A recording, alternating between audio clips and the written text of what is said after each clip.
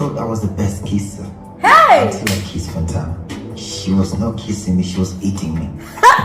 If he wants beef, he will beef for the woman. I'm on the phone with someone. Annie calls this person. She doesn't have an idea that I was on that phone call.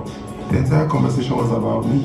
And the things that she was saying about me were the most horrible things I've ever heard about myself.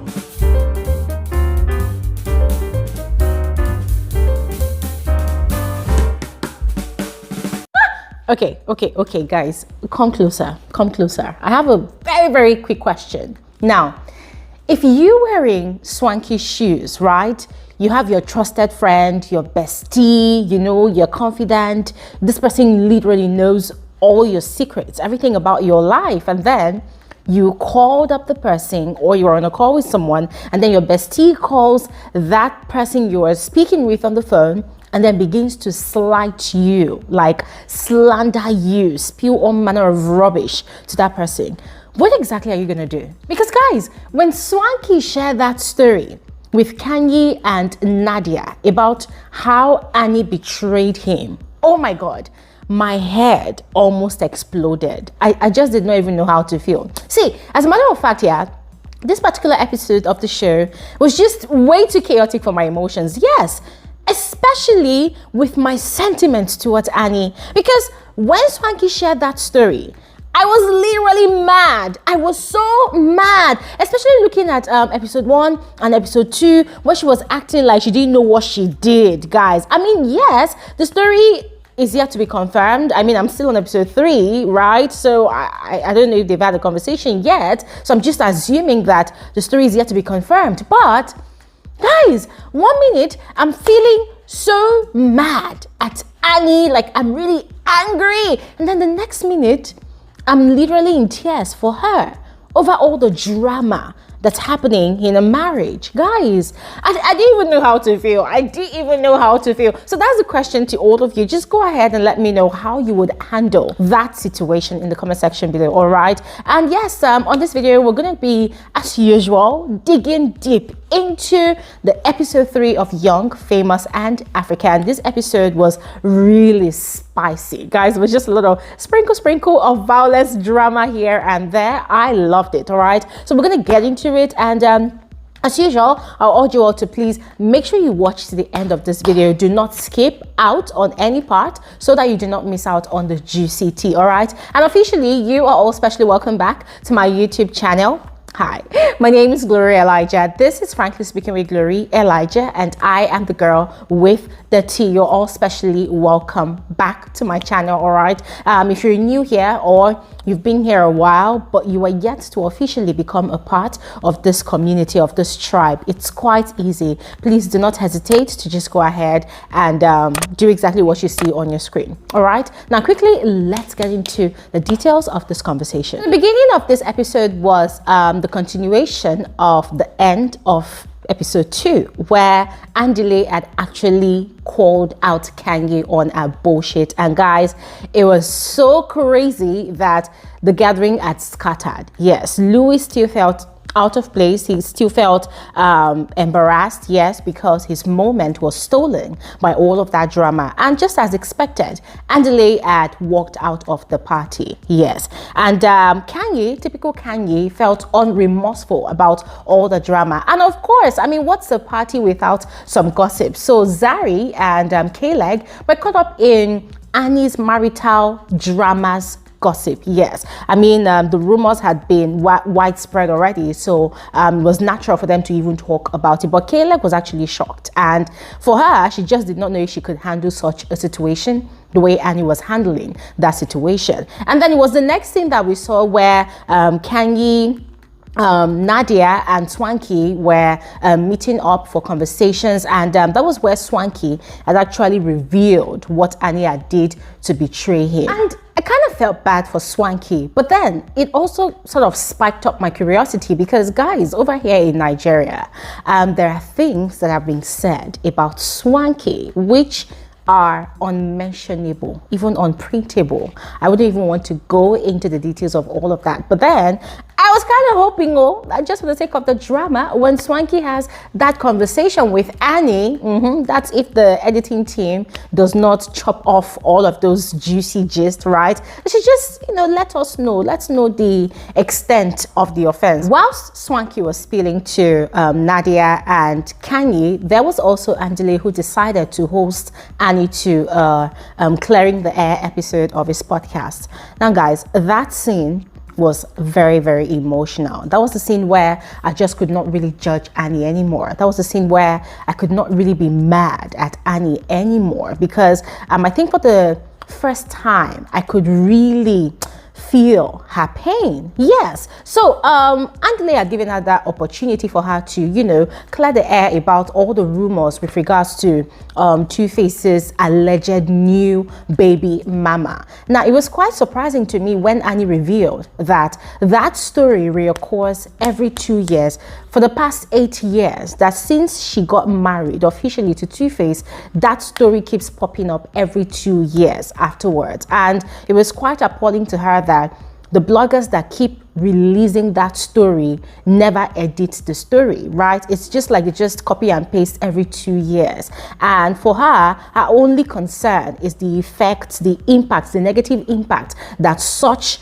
scandal will have on their 7 kids. And then she took out time to explain the dynamics of her family. Yeah, she went ahead to explain that Two-Face has 2 kids from one woman, 3 kids from another woman, and then she has 2 kids for him.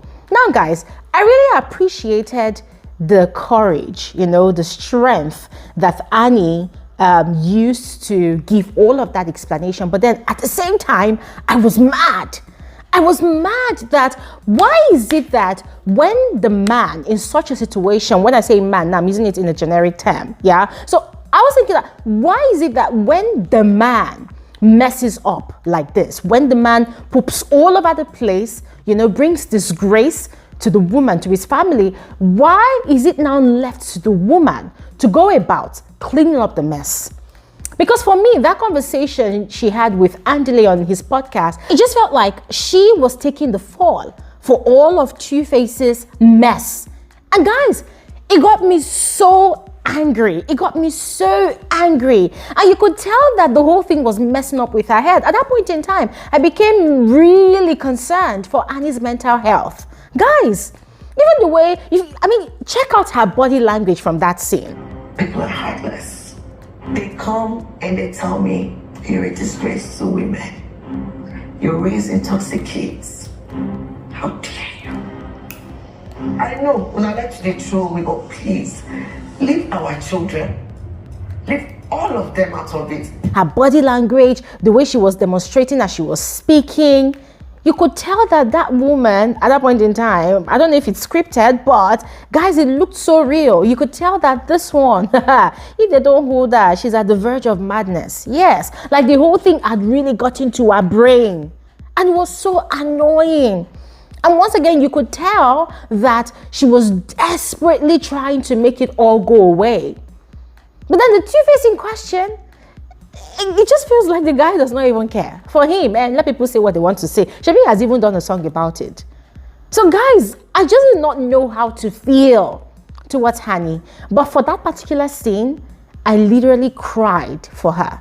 I cried for her, for the mess she's in. Now, from the way things had panned out between Zari and Andile and the rest of the group members during Kanye's champagne party, Andile had felt the need for both of them to have a sit-down conversation to define what they have between them. Zari, of course, had never held back, in admitting that she had this attraction towards Andile. And Andile, on the other hand, had also admitted to having a crush on Zari during his confessionals. So both of them met up at a bar, I think, and guys, it was quite interesting when Zari had, explained to Andile that, listen, the real reason Diamond is really against both of them being together is because Diamond sees himself in Andile.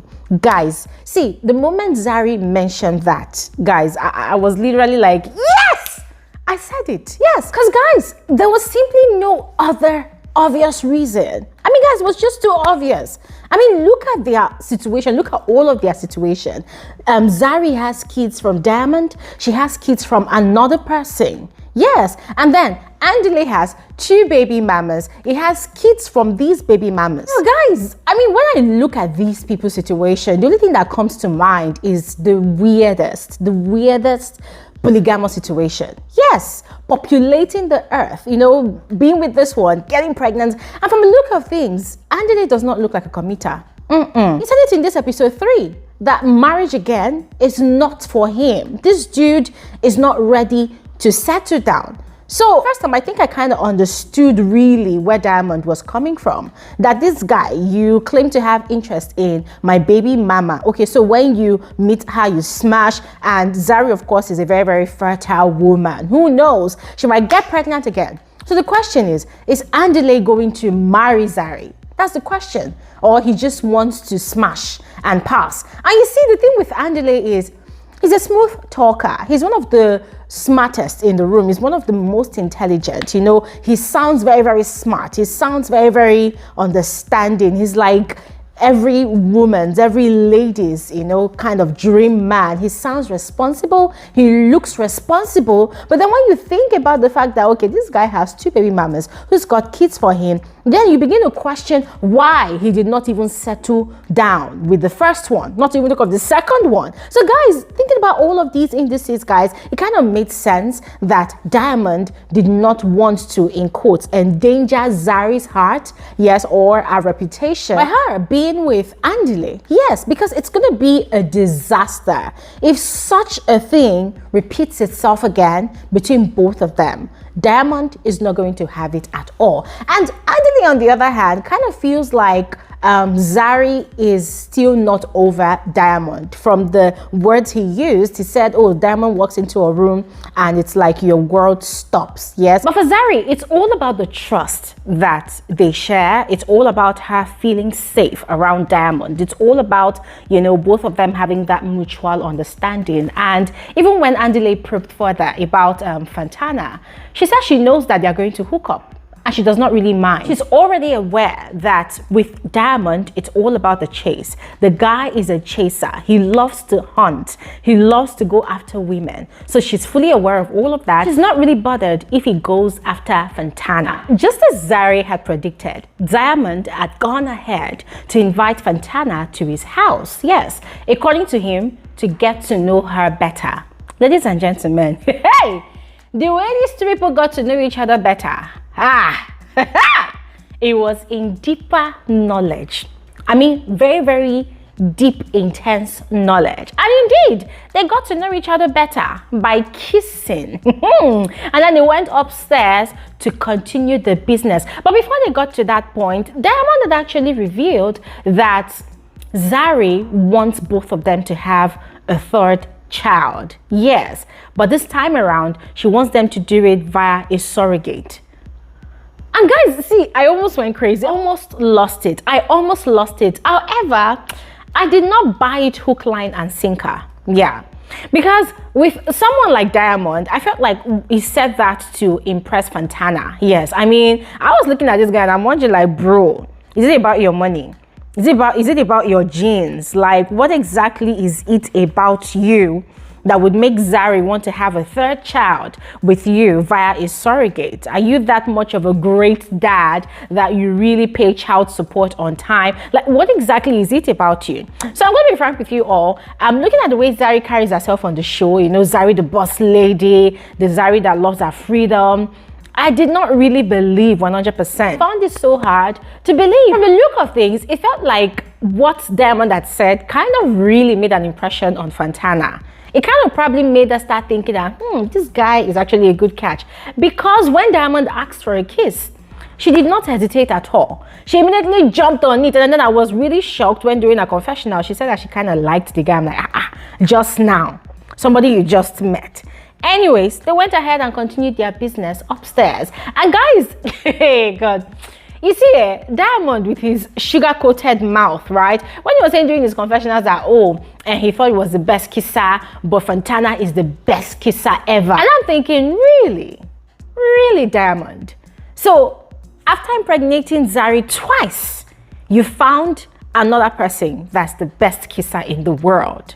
Just tell me something else I don't know, please. Now, next scene, we saw Two-Face fly all the way from Nigeria with his kids with Annie to come be with Annie in South Africa. And guys, that scene was another very, very touching scene. Yes, I really felt so bad for Annie, and you could tell that she was so relieved and overjoyed when she, you know, drove all the way to the airport to meet them. Guys, I really felt bad for Annie. I really felt bad for Annie. In fact, this entire episode, yeah, guys, I don't know, it's like this whole season we keep on seeing the vulnerable Annie, and in as much as I keep feeling sorry for her, I know deep down in my heart that Annie is a very, very strong woman and also empowered.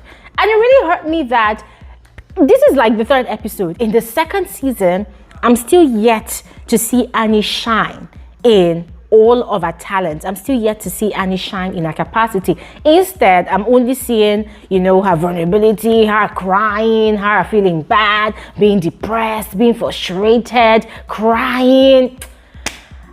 Guys, I think the best phrase for me is emotional drainage. Yeah, I feel like that was what I kept on feeling every time I saw Annie sing. Yeah, I particularly loved the following arrangement that played out for the rest of this particular episode. Yes, I loved the fact that the guys had, you know, decided to play basketball together to just catch up on all the drama that had been happening in the group, whilst the ladies, courtesy of Fantana, had also decided to do the same thing. Now, I was obsessed with Fantana's arrangement, right? Inviting the ladies to sip and paint an almost naked black man. Guys, that guy was looking like some hot molded chocolate. Yes, and that was just quite interesting and exciting, yes. But then there was drama. But before we get to the ladies part, let's talk about the guys part. Now, from the guys meet up at the basketball court, it was just very obvious that Louis was trying desperately hard to assert himself, to fit in to the men's group, yes. And in a way, it kind of felt like he was beginning to do too much, because this guy, you haven't even gotten an introduction yet. Remember, he was supposed to get an introduction from Kanye at Kanye's champagne party, but then the whole drama between Kanye and Andile, you know, took over the whole thing, and the guy did not get his time to shine with his, you know, interesting, what's that now? Toast. Yes. So him joining the guys to play basketball, he was just prattling on and on, talking about how he wants to date this girl, he wants to date that girl, he wants to smash this girl, without even knowing what those women were up about. And naked DJ could see through all of what he was doing, and Andile too. Like they were just wondering, okay, this guy, seriously, dude, you just got in here, calm down, you're being too fast. Like he even talked about dating any of these women up to Bonang, and apparently he had invited Bonang to his country to host a show, but then had forgotten to book her a hotel room. So when Bonang arrived, there was nothing he could do about it because all the hotels were fully booked. So Bonang had to fly back to South Africa. Now, according to him, he owed her an apology. The way he told that story to those guys, it was very obvious that he felt remorseful about it. It was very obvious that he felt bad about what had actually happened. And for him, there was a plan for him to meet with Bonang and properly apologize for messing up, you know, the whole deal as at that time.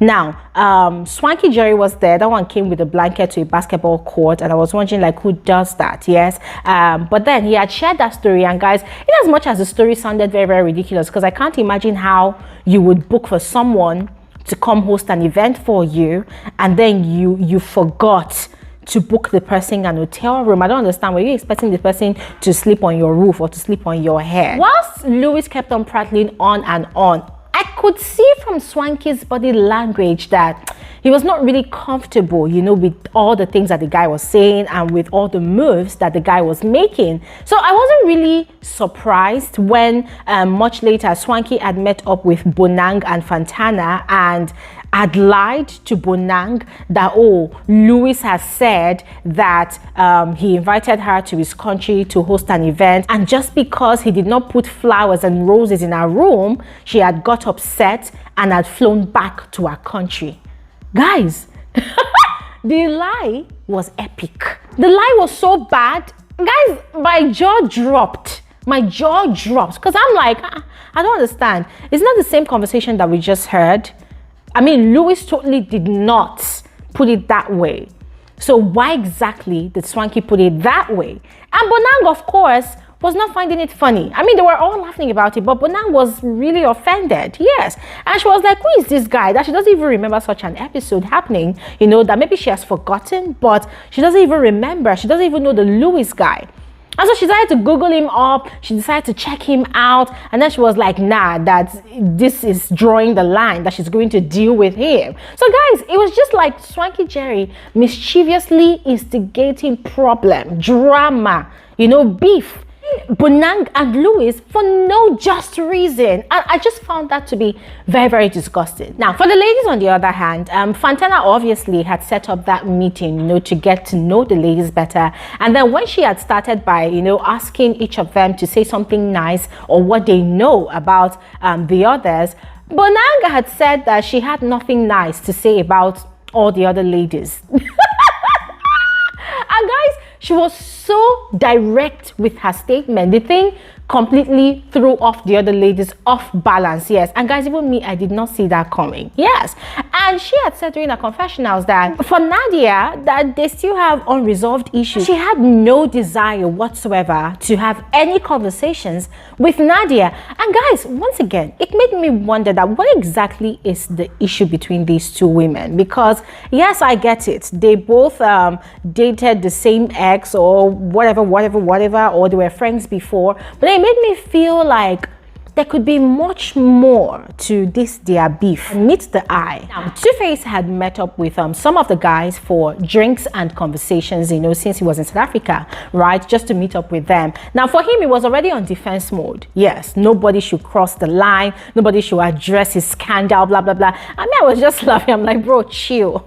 These people are not going to even bother because you all have similar stories anyways. And guys, lo and behold, just as I thought, he was having conversations about his whole scandal, his whole marital situation with Andile, and it was quite fascinating how both of them had a lot of things in common, how both of them could actually relate, you know, with their stories. And guys, I was just looking at these two men like this, and I was wondering, like, wow, how does it feel to have different kids from different women? I mean, guys, I will never understand how that works. I would never understand. But then Naked DJ and Louis joined them, and once again, it seemed as though Louis was desperately trying to assert himself into the men's club. And in a way, it kind of made me feel like he was doing too much. And then just as if he was trying to prove to them that, listen, we're all the same. I am not the saint here, even though I am young, even though I'm just 25. He now came up with this ridiculous conversation about how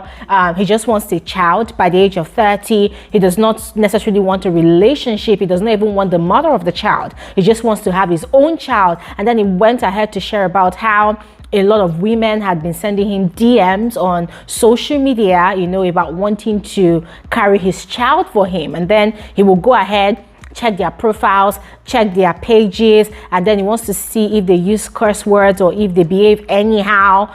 I'm like, bro, I don't understand. Do you realize that social media is not 100% real?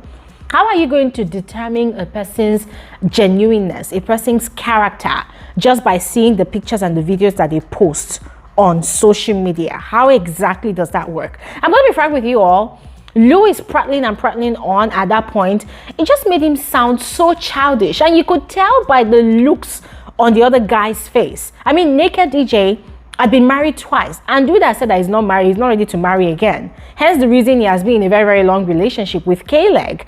Two-Face has a situation, Andile has a situation. But talking about Andile though, Andile decided to once again become the voice of reasoning. So when he started going on and on about how Louis should understand that it might be a bit selfish, you know, for him as the man, you know, to just want the child without the mother, that, oh, didn't you ever want to grow up in a family where you have your parents, you know, present in your growing up years? I was wondering, like, but Andile, you are no saint. You are no saint. You have two different women who have bore you kids. So what are you talking about? I mean, yes, in a way, I just felt like Andile for the first time in my ears sounded hypocritical, and I just wasn't entertaining his thought process at that point in time. What he was saying was making sense, but coming from him, it was not really making sense to me at that point in time, because I felt like, dude, if you really, believed in those words coming out of your mouth, then there's absolutely nothing stopping you from marrying the first mother of your kids and then, taking over training or raising the other kids that you have with the other woman. So dude, what are you talking about? Anyways, guys, this is it for this particular episode of Young, Famous and African. I would love to know your thoughts about all the events that played out on this particular episode. So please go ahead and share in the comment section below. And I'll see you guys on another episode of Frankly Speaking with Gloria Elijah. Have an amazing day. Bye.